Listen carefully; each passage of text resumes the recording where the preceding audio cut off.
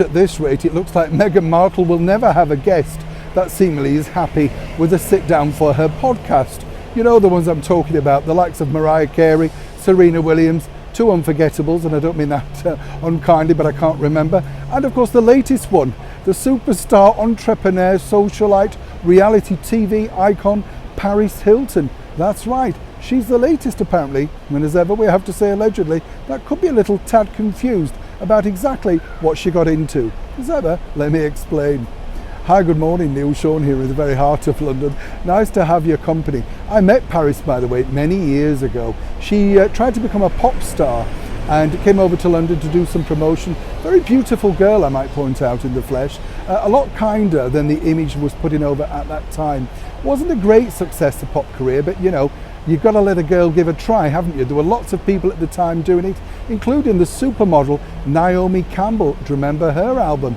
That's right. You see, you forget these things. I'm here to remind you. Yes.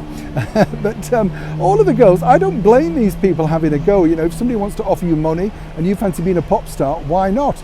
Paris Hilton, obviously at that time, was globally famous because this was just pre-social media, and she had that big hit reality show called The Simple Life, all about them doing normal things but being socialites. Very well crafted, very well scripted, but more importantly, put Paris on the map.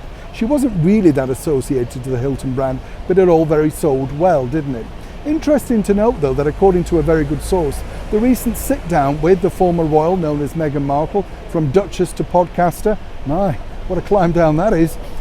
Basically, she kind of hoped that this would reinvigorate her career, remind people what an entrepreneur she is, superstar, that sort of thing. Naturally, you understand.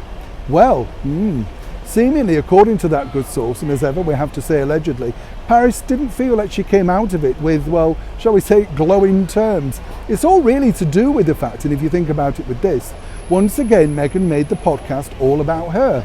You know, the story that she put out about the briefcase and the deal or no deal made sure that nobody really was talking about Paris, and everybody once again was talking about Meghan and a rather unique narrative of her own story that seemingly did or did not happen. You know, the bra station, the fake tan vouchers, it's just ridiculous, isn't it?